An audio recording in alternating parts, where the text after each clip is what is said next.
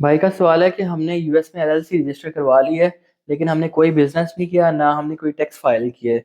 हम उस एलएलसी को सेल करना चाह रहे हैं या फिर हम क्लोज करना चाह रहे हैं। देखें, ये देखने या सुनने में एक बहुत सिंपल सा प्रोसेस लगता है, लेकिन ये दोनों प्रोसेस जो हैं वो थोड़े कॉम्प्लिकेटेड हैं।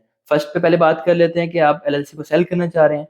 देखिए, जो बंदा आपसे खरीदना चाहेगा, पहले नंबर पर तो ये है कि अगर आपने अपने टैक्सेस फाइल नहीं किए तो वो आप उसके साथ ज्यादती कर रहे हैं। दूसरा ये कि जो भी खरीदने लगेगा ना, मार्केट में स्कैम्स की वजह से लोग बहुत ज्यादा कह लें कि होशियार हो गए हैं।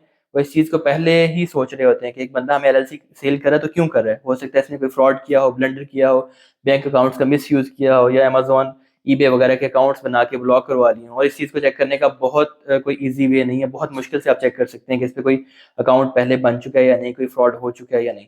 तो इसलिए लोग जो है ना, न्यू एलएलसी बनाना ज्यादा प्रेफर करते हैं, बजाय ये कि वो पहले से बनी हुई एलएलसी को अपने नाम पे ट्रांसफर करवाएं। ट्रांसफर फीसिस वगैरह जो होती हैं वो इसके अलावा है।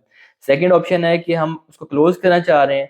तो प्रॉपरली क्लोज करने का जो मेथड है उसमें यही होता है कि आपको जो भी आपके, अगर सेल्स टैक्स की बात करें तो सेल्स टैक्स आपको अकाउंट अपना क्लोज करवाना पड़ता है। कोई पेनल्टी वगैरह पड़ी है तो उसको वेव ऑफ करवाना पड़ता है। वेव ऑफ नहीं हो रही तो पे करके आपको अपने सारे अकाउंट्स जो हैं वो क्लोज करने पड़ते हैं स्टेट के साथ।